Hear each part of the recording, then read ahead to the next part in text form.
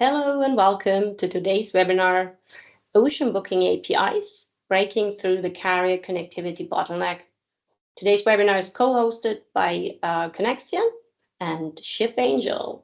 So I'm very happy to have Graham Parker here with me on the virtual stage. Welcome, Graham. Would you like to briefly introduce yourself? Yeah, thank you, Geisha. Thank you for having me. Good morning, USA. Good afternoon, Europe. Hopefully, good evening, Asia, if anybody is on. Hi, my name is Graham Parker. I'm CEO and co-founder here at ShipAngel. I was previously co-founder and CEO at Containers with a K, where we built front-end execution platforms for the likes of Maersk, O&E, Siva, and a lot more. And here at ShipAngel, we are today known for building rate management solutions driven by AI, and we are working on more exciting products, and really excited to talk about today's topic. Great. Thanks a lot, Graham. And yeah, hi, my name is Geesche, and I'm the CPO, Head of Product here at Coneksion. And Coneksion, similarly to ShipAngel, is a logistics digitalization engine. Our mission and our product is to connect the different stakeholders of global logistics. And obviously, there's a lot of them, right? A lot of stakeholders. So there's ocean carriers, there's logistics service providers like forwarders, and then there's the shippers and the BCOs of the world shipping the goods. So the logistics service providers, customers, and then all of these parties also have software. And then our mission is to connect these players and their software seamlessly. And we've been doing that since more than 10 years. Personally, I've joined the company 5 years ago, and definitely a lot has happened in the meanwhile. My background is actually in other modes of transport. So I've worked with log-tech logistics software like almost all my life, but more in last mile delivery management software for road and parcel and these kind of things. And today I'll also try to bring that perspective into the discussion to compare how the ocean space is different than from other modes of transport. But as you can see, we are connecting different parties, the service providers and then the software. And as you can see here now, ShipAngel is now also on our map. So very delighted to have you, Graham, here and to talk about this topic that we'll introduce a bit more. So what we are going to discuss today, that's a long list, as you can see, and I've been wondering whether we managed to, get everything squeezed in half an hour, but let's try, right? Let's see where we get. Absolutely. So I thought we could briefly go through those topics and take the first three. So we definitely want to talk about why ocean APIs are not yet plug and play, right? That's probably something both of us have realized and we are facing every day. So we want to discuss that for sure. And then we also want to talk about standards and how there's different interpretations of it.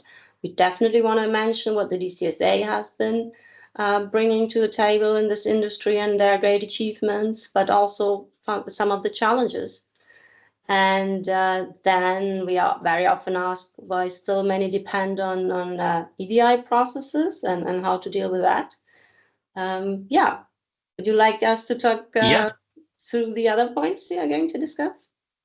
Yeah, absolutely. I think, the first three are already, so interesting. And, the moment we have before us right now in software is just literally generational with AI on top of APIs. And that does feed into point number 4 here. A lot of people have been talking about WiseTech's acquisition of E2Open, which includes Intra. And I think it's a really interesting moment. I think, WiseTech have made a very interesting acquisition, and I think it opens up a huge amount of opportunities for the industry. But it's not without its challenges. I think, we'll talk a little bit more about this, but the move from EDI to API is going to be a big part of that. And again, that kind of brings us into the next point about getting real-time carrier access. I think that's also super interesting. If you look at the top 12 ocean carriers, equating to above 90% of global trade, as you mentioned, Geesche, the move to API is underway, but it is a big move, and there are interesting ways to kind of capture real-time carrier access, even from EDI first systems. And of course, how we are both our companies are leveraging AI to really normalize data, and I think we've both done a good job, if I can say so myself.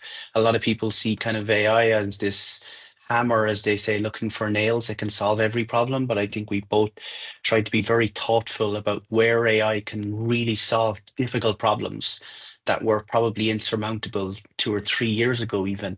And I think that's a great way to use that, because you end up building products that make a difference for all of our customers.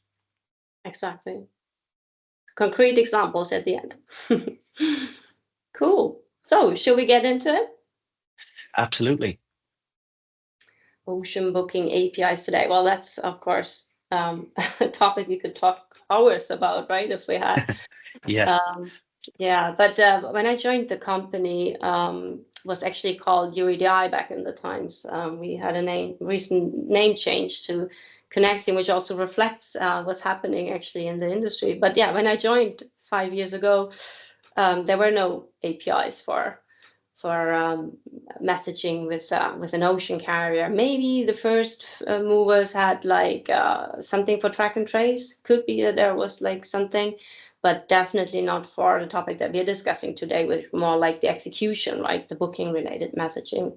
But it was about the time that the DCSA, the Digital Container Shipping Association, was founded, which I think was it in 2019.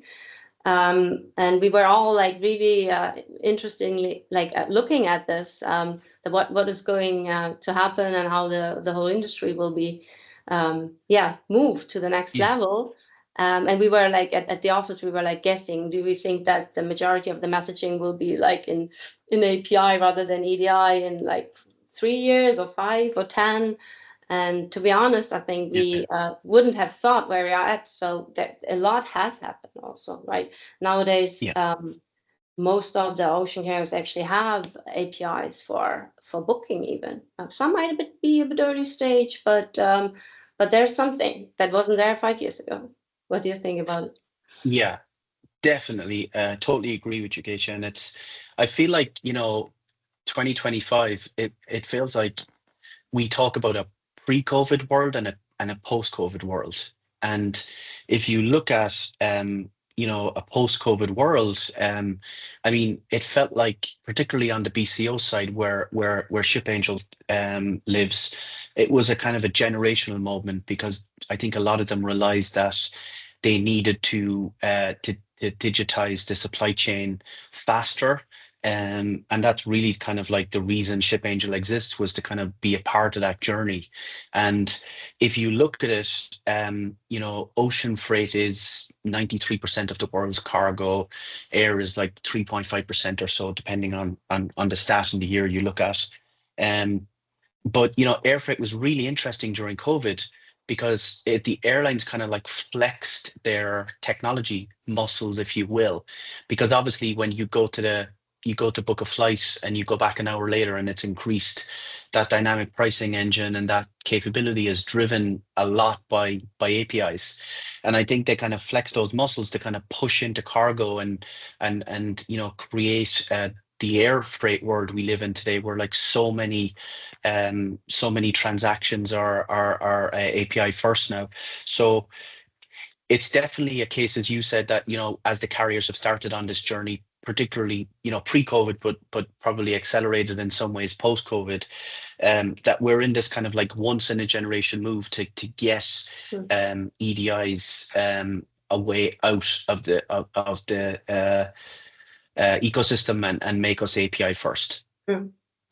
We are very often asked, what do we think about this transition from EDI and API, and why was it like so much later in the ocean modality than in other modalities, like for instance in road and parcel, where the large parcel carriers, they launched their APIs in actually in the 90s, late 90s, right?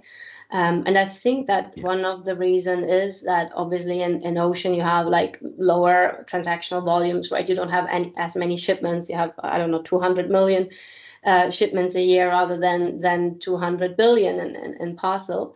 And also there's transactions that booking, right? It takes hours for a carrier to confirm it, and there's not so much immediate need for an immediate response to a ocean booking. But then there's also this other concern that nowadays a lot of the software systems that shippers are using, they just require APIs, or that they're cloud systems and they are not natively built to integrate with EDIs.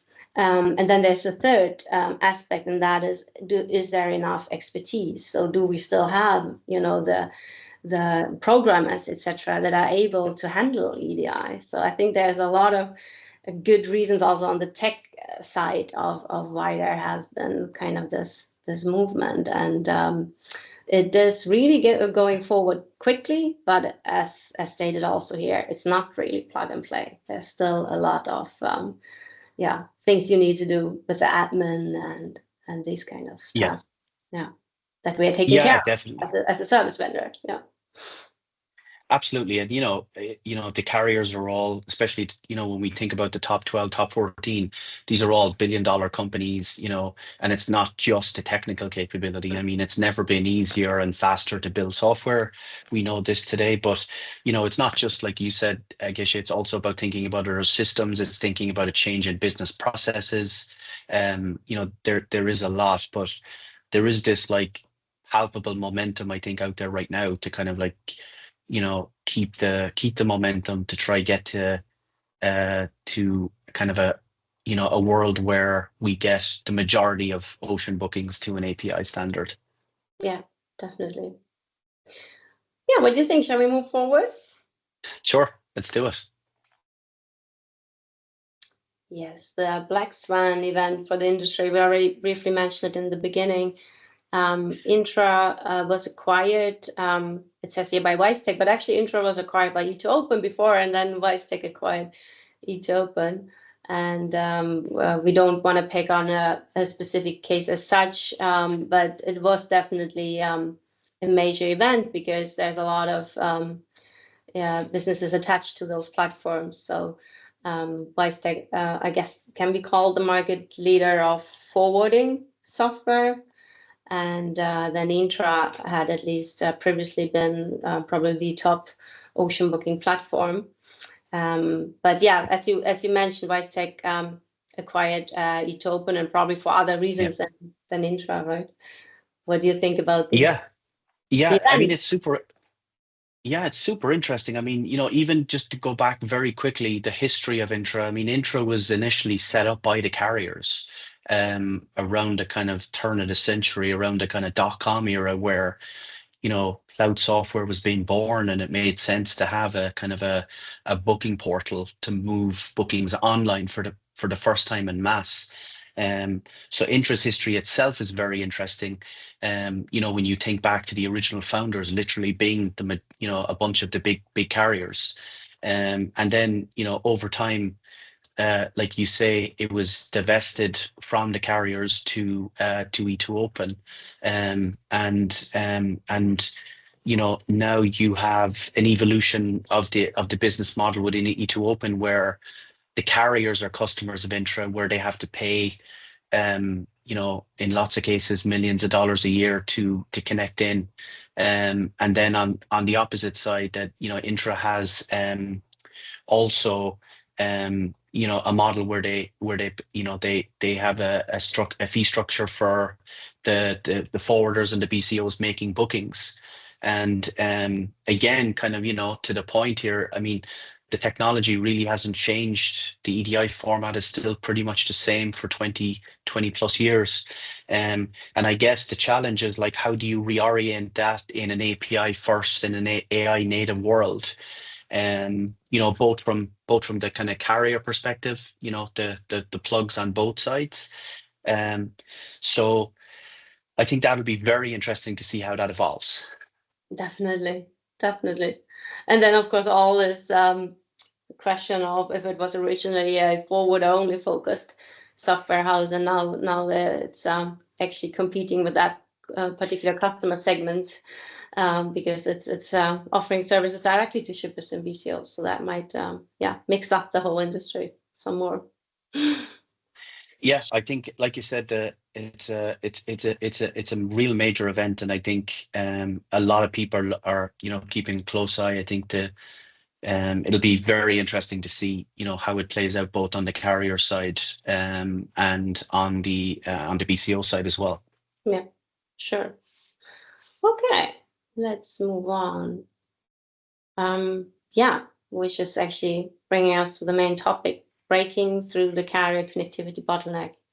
How to get the real-time carrier access, even if any party in the chain is still on EDI, and how we together as Coneksion and ShipAngel are then leveraging AI and other solutions to orchestrate this big game and enable faster connections and more reliable integrations. So how to get real-time carrier access, real-time, of course, an API is more real-time than an EDI, but it also depends on what kind of use case we are discussing, right? APIs, as I mentioned, have typically been enforced for use cases where you need a real-time response, like the track and trace, the vessel schedules, the rate query, etc. But now, as mentioned, it's also moving to other business transactions for good reasons, right? That you need modern technology for the whole communication between a logistics service provider and their customer. But even the data is then exchanged in real time via an API. Getting access to it might not necessarily be real time, right? The opening of the floodgates. So you need to understand also how to navigate that, who can get what kind of access and how to authenticate parties. And there might be contracts that need to be signed, regarding data processing, etc. And then, of course, also you have the question of some carriers do not offer APIs for all of these business transactions. And that's what we have focused on a lot, to bridge basically the gap. So we're following the carrier's preferred formats always, and it's API for tracking and vessel schedules. But when it comes to booking, shipping instructions, etc., it's still EDI. But then to our customers, obviously, we offer APIs for all of those transactions. It's really crucial. Yeah. Yeah, and same, right? Yeah, definitely. And I think, from a carrier perspective, like, EDIs are older technology. They're difficult to maintain. They can be expensive to maintain.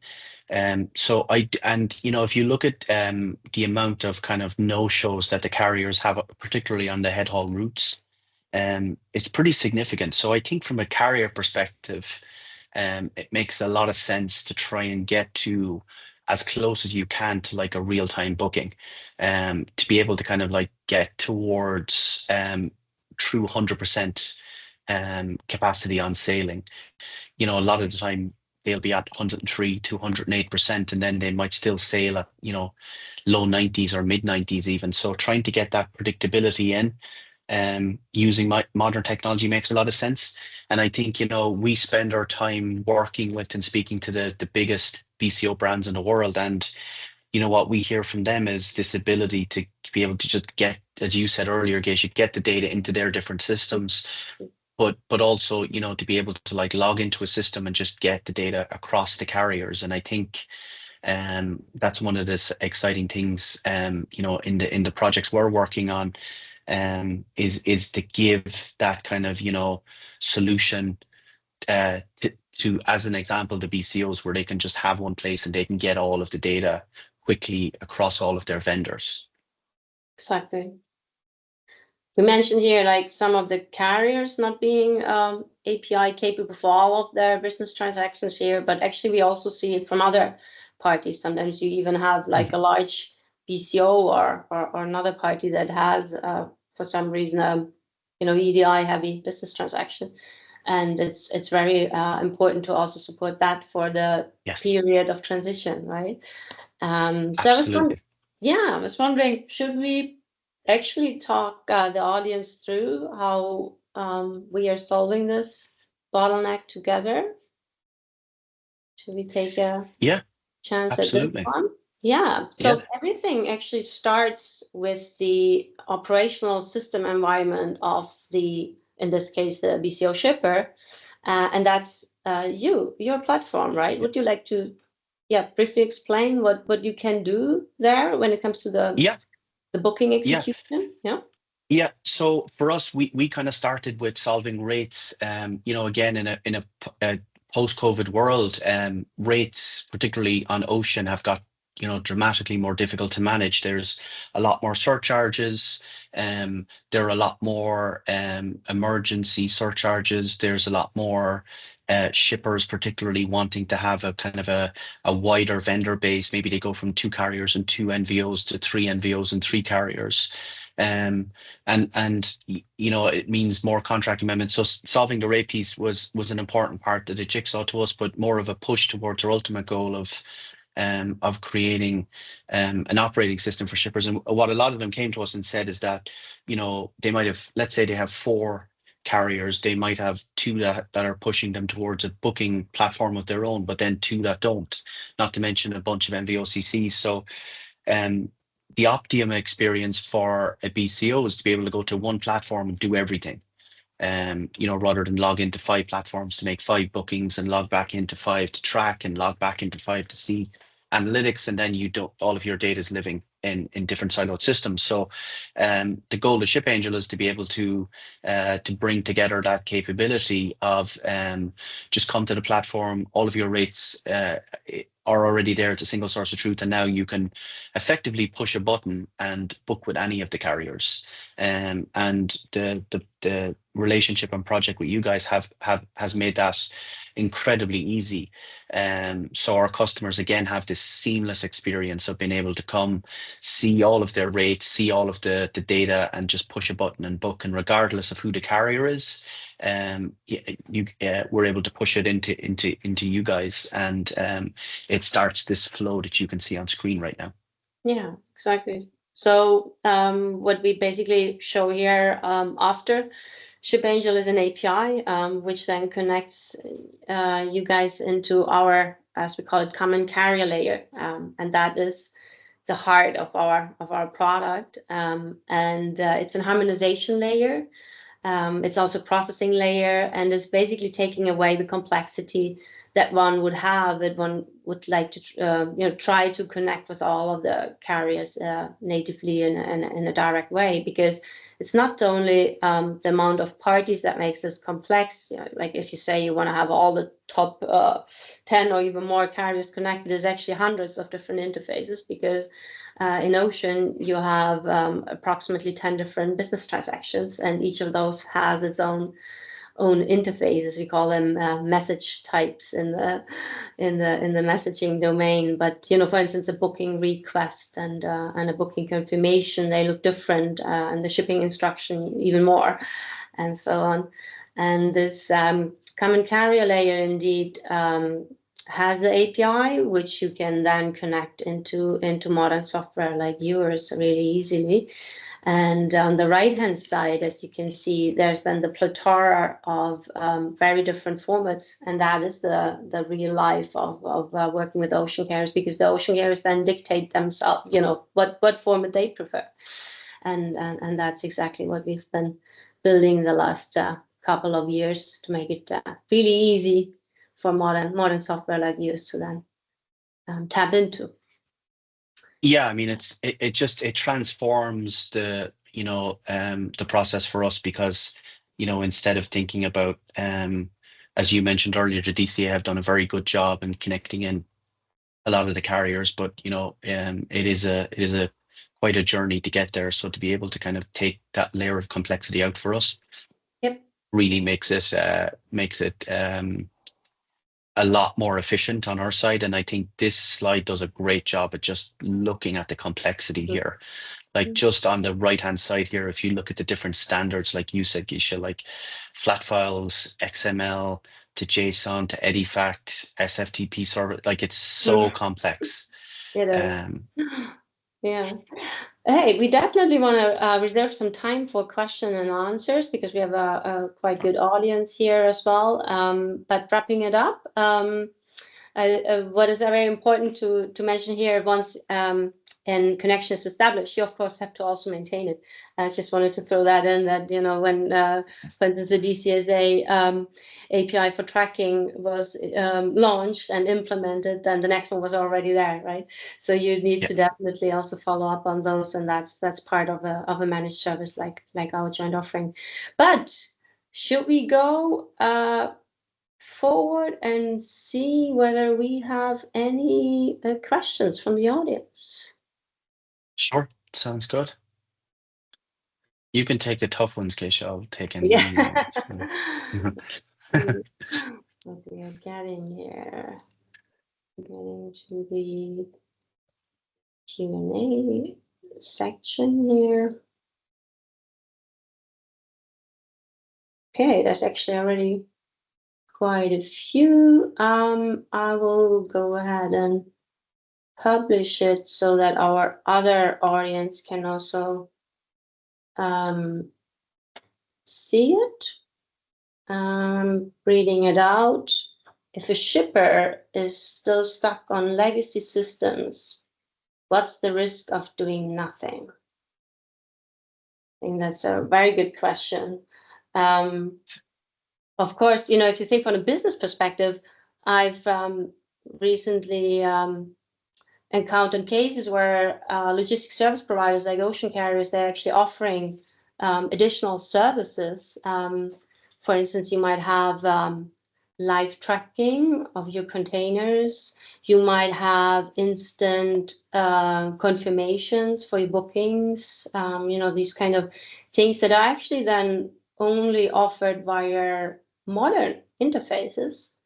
That at least is an example of something where you have, definitely a risk of losing out of better services, operational services, if you can't connect to modern interfaces. Yeah, that's a great point, Geisha. And I would just add that, there is always a cost of doing nothing. I would argue that like now is a very interesting time to look at these problems because you have a kind of like a serendipity, not to go too deep down a rabbit hole, but like the iPhone is the best selling consumer device of all time, almost 3.1 billion units sold. Everybody credits Apple correctly for inventing the touchscreen phone. But if the computer chip manufacturers hadn't been miniaturizing computer grade chips to put in a smartphone for years, if the telecoms operators hadn't gone from 1G to 2G to 3G, the iPhone wouldn't have been the success it is. And it feels like we're coming up on that moment in supply chain software because you have an API moment and you have an AI moment and you have this post-COVID drive of digitization, which feels quite similar. So the cost of doing nothing is always something, but now is a great time to be looking at your options with AI in mind. Definitely, for sure. We have another one. Oh yeah, you talked about AI. So there's a concrete question about that. How does AI help here? I have one point that comes to my mind directly. Carrier connectivity requires a lot of mapping. You need to match formats, and formats change, as mentioned. New API versions are constantly launched. We actually deploy AI to automate this mapping, but previously have been done by integration engineers, right? That's something that we do in the background. The end customer doesn't actually see it, but it's a concrete example. For you, I think it's more in the front end, right, where the customer can actually engage with you. Yeah, I mean, we're very lucky. Like we were born in 2023, so we're kind of AI native out of the box, and we built our own AI in-house technology to be able to read rate sheets at scale. But here in our kind of our evolution to bookings in in our work with you guys, the biggest example is we have a set of AI agents that live with you in the platform all the time, that are just giving you data. They're experts in international. They've read every word that's ever been written about the international supply chain. They can regurgitate clause 7B from the back of each bill of lading if you horribly ever need that. But it also knows that it has access to AIS data, weather data, possibly your historical data. So AI is this super assistant that's there to help and guide you and give you information to help you place the booking if something's going to go wrong, help you. So um that's a great example you gave, Geisha, because I think the overall answer is that AI lives in almost in every element in some way, shape, or form now. It's just becoming that pertinent. I think it's a generational technology. Definitely. We are already a minute over our half an hour that we booked, but we got some new questions. So I'm looking here at my colleagues. I think we can go a bit over time. Is that fine for you, Graham? Awesome. Let's do it. It's always a good reason if we have good questions. So I'm publishing a Yeah. new question we just got in. Henrik is asking, you mentioned in the beginning that the carrier implementations of DCSA standards vary in the way they interpret the standards. Can you give some examples? Yes, so definitely. I'll start if it's okay, Graham, but you probably Please. have something to add as well. But first of all, when you launch a standard, there's fields that are sometimes like really fixed, that you know exactly in what kind of way you need to use these fields. In other cases, sometimes those fields are not so specific. So you could have, for instance, different code lists, different type of content that you actually populate in those messages, and that is definitely a different interpretation. So one carrier might use the carrier coding XYZ, and the other one other codes or package types or container types. These kind of things, they can be different in different standards. But what is actually more interesting is the versioning. So when you launch an API standard, you have to assign it a version. So if it's a live public standard, it's version 1. And if you have a beta version, it might be 0.5, and then you go on and develop it because you get feedback from the market. So that is maybe the biggest difference, that there's different versions of different standards, and then a solution provider like us has to take that into account. So for carrier A, it is the API version 1.2. For carrier B, it's the version 2.0. And also some carriers are only implementing subsets of standards, right? So they don't necessarily use all of the fields in a standard. They only use 1 or 2 if they are not mandatory. And also that needs to be managed. And the third point is that if you have, for instance, a track and trace API, it doesn't mean that you have a so-called subscription management. So that means for one carrier, you might have to constantly poll their API, ask them constantly for answers. For the other, you might be able to say, hey, for this container, please actively push all the data to me. So this is a concrete example. It's a bit of a techie answer, but yeah. What would you say, Graham? Super difficult to add to that, Geisha. I think you've nailed absolutely all the points, but I do think that it kind of just underpins again the complexity, the amount of moving parts. All of the carriers have different kind of projects that they focus on from a technology perspective. I do think, like, having done this for a long time, that like the pace is very significant. But I think that does just underpin to me at the high level that the complexity that we're dealing with here is significant. Like you said earlier, you've got many different types of messages over the life cycle of a shipment, multiple continents for the majority of these shipments, multiple stakeholders, not to mention the kind of different systems and API standards. So I do think, we could be at the point, or maybe we're just past the point of where it gets harder before it gets easier, where, you're kind of in the depths of those technology integrations and that evolution. So to me, it's kind of a natural part of the cycle. And once the cycle is moving at the right pace, which it is, I think it's good for everybody in the ecosystem. For sure. I think those were very, very good concluding points. Yeah, since we are already a bit over time, I think the last thing we could mention is that our colleagues have been sharing some links here in the chat or Q&A section of the webinar, links to our web pages. And obviously you can see also here on the screen how you can connect with us, because there seems to be a lot of good questions that are asked, and you might want to have some follow-up questions. Graham, is there any preferred channel? You have a couple of channel options here. Yeah, sure. My email is on screen. Feel free to send me an email or reach out on LinkedIn. Happy to chat.